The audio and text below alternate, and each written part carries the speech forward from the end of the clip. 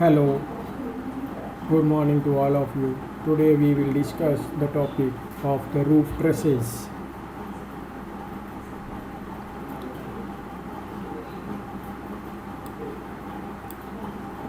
Here comes the first slide, that is the roof trusses. Why roof trusses are required? So wherever we require the large column free areas for the auditorium, assembly halls and the workshop, we have to use the roof trusses.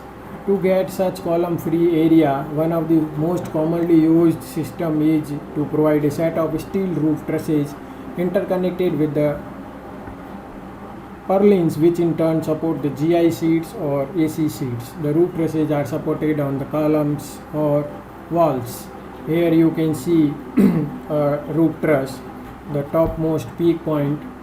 It is named as the ridge, and these are the purlins. You can see the channel sections are used here, and on those purlins are supported these GI or AC sheets, and these top chord members we will discuss in the later slide. These are known as the top chord members, and these are the bottom chord members of a roof truss, and they are mainly supported on these either columns or they may be walls. This is the elevation of a roof truss.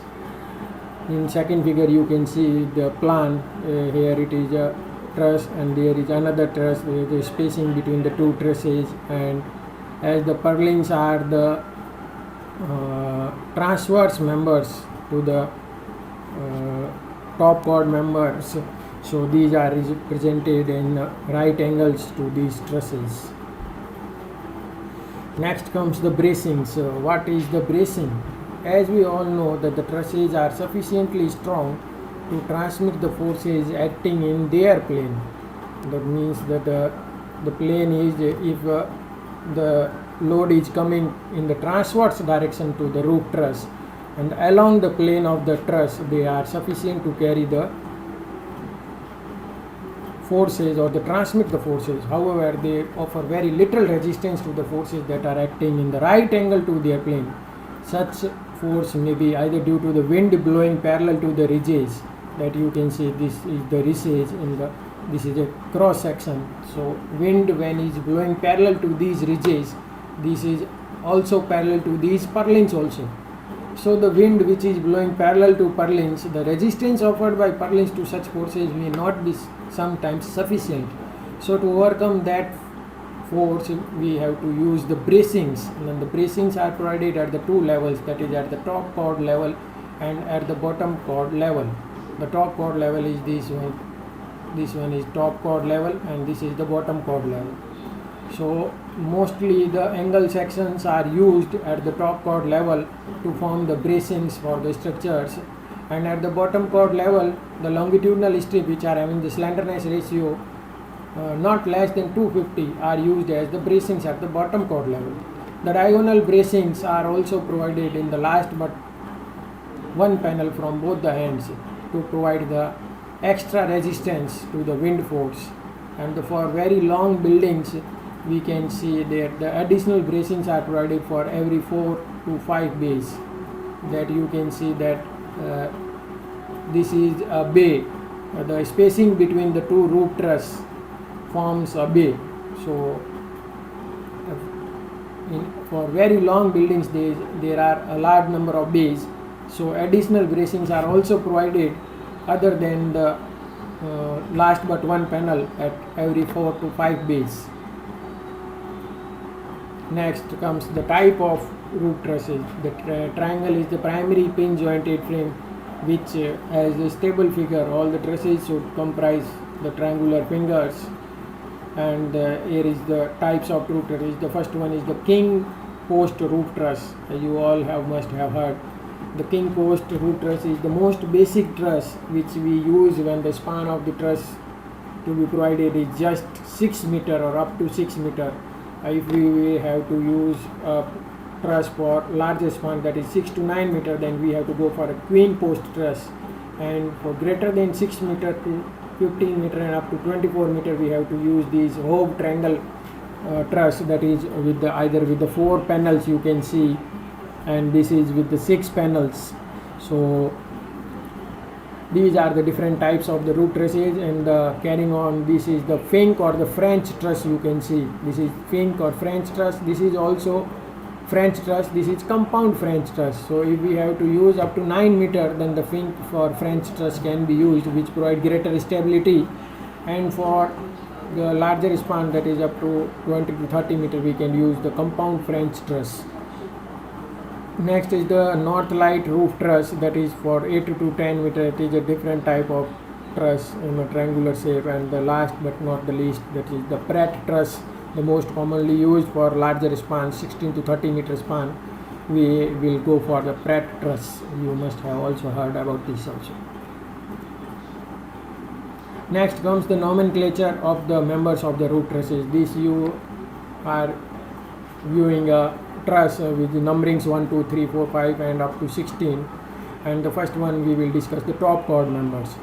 This one, the 1 to 2, 2 to 3, 3 to 4, 4 to 5, 5 to 6, and these all are the top chord members.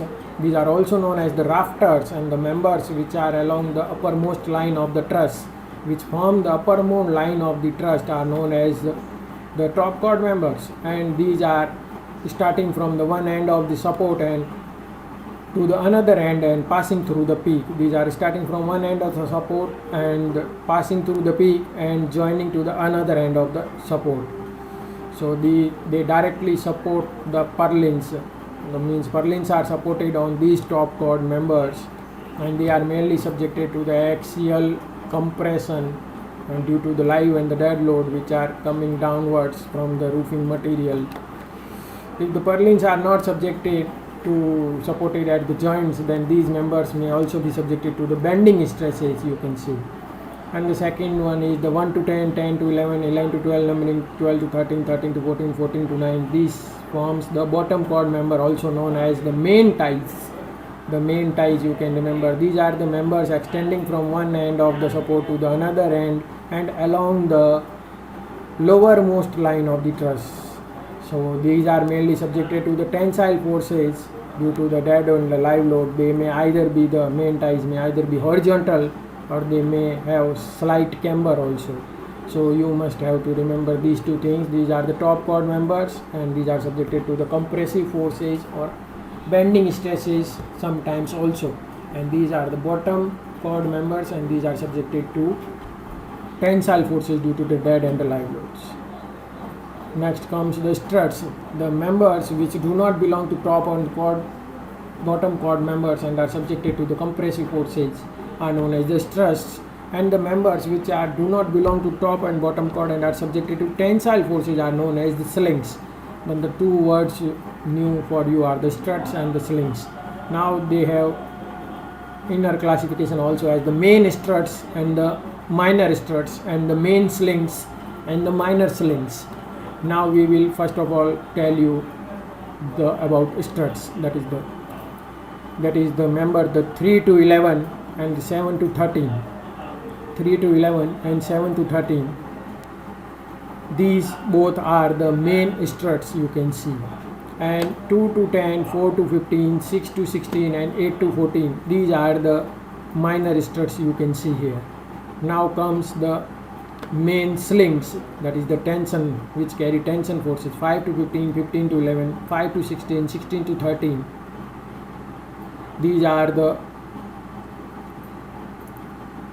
main slings. And now we will go for minor slings, that is the 3 to 10, 3 to 15, 7 to 16 and 7 to 14. These are the minor slings. Now you can see here this 5 to 12 member. This is the sag tie.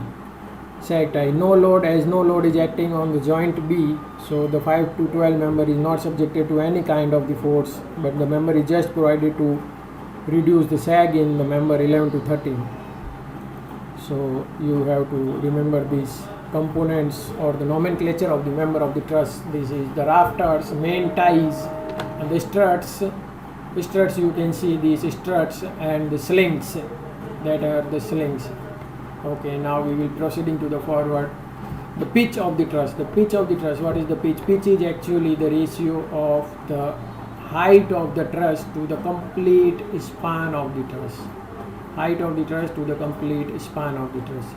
So the pitch to be provided In the GI sheet covering should be 1 by 6, and for the AC sheet roof covering it should be 1 by 12. It means that we will provide lesser pitch in case of the AC sheet roof covering. And the preferable pitch, if in case the snow load is expected, is 1 by 4, and if no snow load is expected, then we will provide somewhat lesser pitch. With the snow load we will provide greater pitch, and with no snow load we will provide lesser pitch. Now comes the spacing of the trusses. The distance between the two consecutive trusses, you can see, imagine yourself that if the two trusses, between two consecutive trusses, the space between the two trusses is known as the spacing of the trusses. This space is governed by the size of the space covered by the roof. The spacing is covered by how much size the roof has to cover, depends on the spacing of the truss. Next comes the spacing increases, then the number of trusses reduces. As the spacing increases, number of trusses will reduce, but consequently the cost of purling will increase.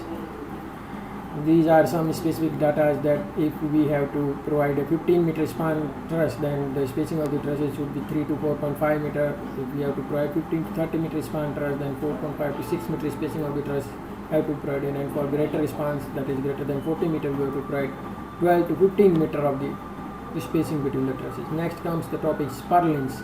The purlins are located on the panel points of the top chord member, as we have seen earlier also, that the purlins are mainly subjected to what we call these purlins are mainly subjected on the top of the chord members. So again, moving to the slide, we were discussing this one. Now this depends on the type of roofing material also. So the spacing of purlins is 1.35 to 2 meter usually, and we will use the 3 different type of these sections for the purlins. If this is a smaller spacing truss, 3 to 4 meter, then we use angle iron purlin sections. If it is a medium spacing truss, then we will use channel section purlin, and if it is a larger spacing truss, then we will use the I section purlin. Now there is a note, important note, you have to remember this. If the angles are used as the purlins, then the outstanding legs are at the top, and the lug angles are used to connect that purlins to the rafters. That you will remember what are known as the rafters, that is the top chord member of the truss. Okay, nice one, the good one. Next one is the seating or the roofing material.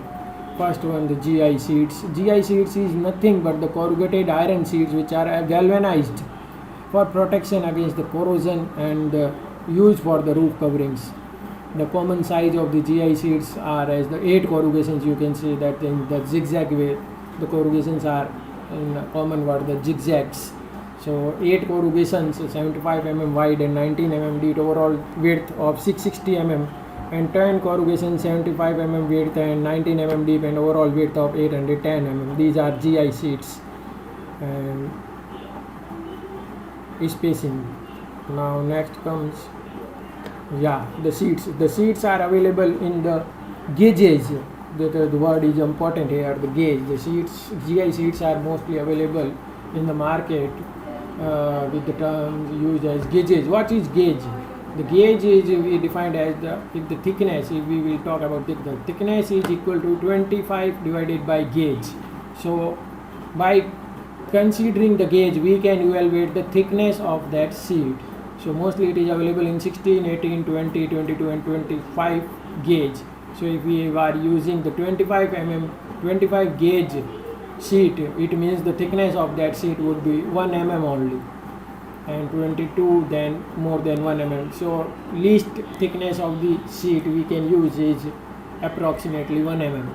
The sheets are available in the length of 1.8, 2.2 meter, 2.5, 2.8 and up to 3 meter. Following are the overlaps. This is the side overlaps, means that if we are providing the sheets as a roof covering material, the side laps are 1 to 1.5 or 2 corrugations. Up to 2 corrugations we have to overlap in the sides, one above the another.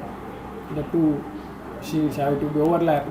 and the end laps we means that if we are connecting the two seats in the longitudinal direction, then there is a end lap, and that is 100 mm if the slope is more. The slope and end laps are inversely proportional to each other, means if we have a greater slope for the roof covering material, this is provided a greater slope, then there is a end lap is lesser, means 100 mm, and if the slope is lesser than 20, then greater end lap 150 mm. The seats are to be fastened to the purlins or the seating rails by 8 mm diameter hook at a maximum pitch of 350 mm. This you have to remember, that these seats are connected to the purlins or what we call the seating rails by 8 mm diameter hook bolt and a maximum pitch of 350 mm.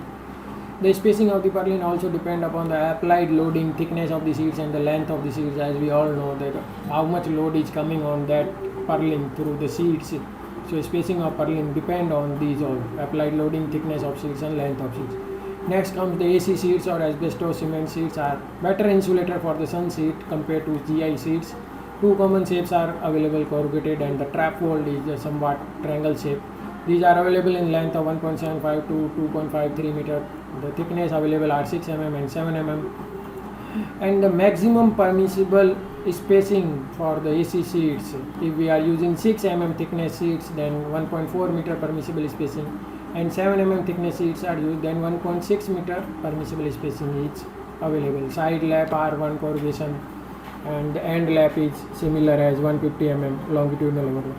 The spacing of the purling have sometimes to be adjusted so that cutting of the seats should be avoided as far as possible. We don't want to waste material and cut the seats, and the cut seats are not much in use, and that cutted portion would be just of the waste. So I think this video would be supporting material for you to have a knowledge about the roof truss. So have a nice day. Thank you.